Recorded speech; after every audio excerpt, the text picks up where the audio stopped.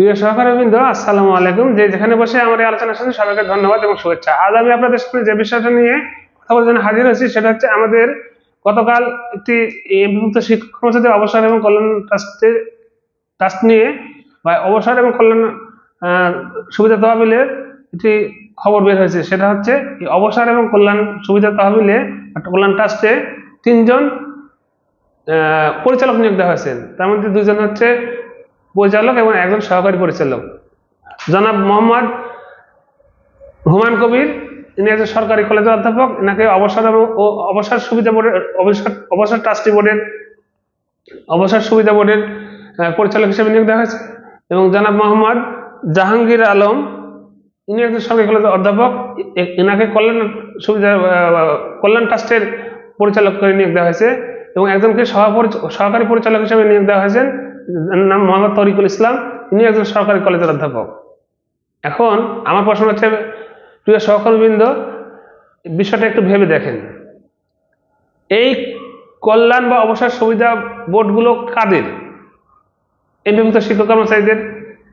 এটা তো সরকারি কলেজের বা সরকারি স্কুলের কোনো শিক্ষকদের জন্য না, এটা এমপিভুক্ত শিক্ষকদের প্রতি মাসের কেটে নেওয়া অর্থ জমা রাখার একটি সংগঠন, অবসর এবং কল্যাণ ট্রাস্ট। এখানে তাহলে কেন সরকারি কলেজের অধ্যাপককে নিয়োগ দিতে হবে পরিচালক হিসাবে? আমরা এমপিভুক্ত শিক্ষক কর্মচারী, আমাদের মধ্যে কি যোগ্য লোক নাই? আমাদের মধ্যে কি এই দায়িত্ব পালন করার মতো মানসিকতা সম্পন্ন লোক নাই? আমরা কি এই দায়িত্ব পালনের জন্য অযোগ্য? কেন আমাদের এই জায়গায় এই সরকারি কলেজ থেকে এনে পরিচালক নিয়োগ দিতে হবে? কাল যে খবরটা বের হয়েছে, 3 জনকে নিয়োগ দেওয়া হয়েছে এবং সেখানে আরো কিছু কথা বলা হয়েছে যে আগে যে 2 জন পরিচালক ছিল বা চেয়ারম্যান ছিল তারা পালাইছে সেখান থেকে, জনাব শরীফ সাদী সাহেব এবং সাজু, দুজনই গত ফ্যাসিস্ট সরকারের আমলে নিয়োগপ্রাপ্ত এবং অন্যদের বিষয়ে বলা হয়েছে এরা বিভিন্ন টাকা লুটপাট করে নিয়ে পালাইছে। ভালো কথা। এবং সেখানে আরো কিছু কথা বলা হয়েছে যে বিগত এই পোস্টগুলো ফাঁকা হওয়ার পর থেকে এখানে একটি বড় রাজনৈতিক দলের 2 জন ব্যক্তি অবসর এবং কল্যাণ সুবিধার বোর্ডের চেয়ারম্যান হওয়ার জন্য খুব চেষ্টা তদবির করছে, তাদেরকে নিয়োগ দেওয়া হয়নি। ভালো কথা। কিন্তু তাহলে আমার প্রশ্ন হচ্ছে, কিন্তু তাহলে কেন এমপিভুক্ত শিক্ষকদের সংগঠনে সরকারি কলেজ থেকে এনে নিয়োগ দিতে হবে? আমাদের সমাজে আমাদের লোকজন থাকবে, আমাদের সমাজে আমাদের বিষয়গুলো দেখার জন্য আমাদের অনেক যোগ্য লোক আছে, তাদেরকে এনে এখানে বসান। আমরা সরকারি কলেজের অধ্যাপককে আমাদের সংগঠনের চেয়ারম্যান হিসেবে মেনে নিব না, মানতে চাও না, আমিও মানতে চাই না। আমার মনে আমার মতো আরো অন্যান্য সহকর্মী যারা আছে তারা কেউ মেনে নিবে না।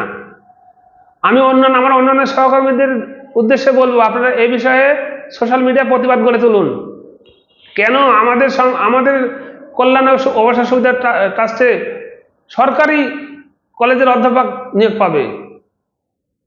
জাতীয়করণ প্রত্যাশী জোটের নেতৃবৃন্দের প্রতি আহ্বান জানাচ্ছি এবং বাংলাদেশ বেসরকারি শিক্ষক কর্মচারী ফোরামের নেতৃবৃন্দের প্রতি আহ্বান জানাচ্ছি যে আপনারা দয়া করে এই বিষয়ে কথা বলেন। আমরা একজন যোগ্য ভালো চেয়ারম্যান চাই। তার মানে এই না যে আমার বাড়িতে অন্য বাড়ির লোকজন এসে আমার বাড়িতে আমি নিয়োগ দিব না। আমার বাড়িতে আমার পরিবারেরই লোকজন নিয়োগ থাকবে। আমার পরিবারে সবাই খারাপ না, এমপিভুক্ত শিক্ষক কর্মচারী পরিবারের সবাই খারাপ না। যাই এখান থেকে খুঁজে যে ভালো লোক তাকে নিয়োগ দিন। আমি এই বিষয়ে সকল আমার এমপিভুক্ত শিক্ষক কর্মচারী ভাইদের বলবো, আপনারা এই বিষয়ে সজাগ হন এবং এই বিষয়ে প্রতিবাদ গড়ে তুলুন। আমরা এটা মানতে চাই না।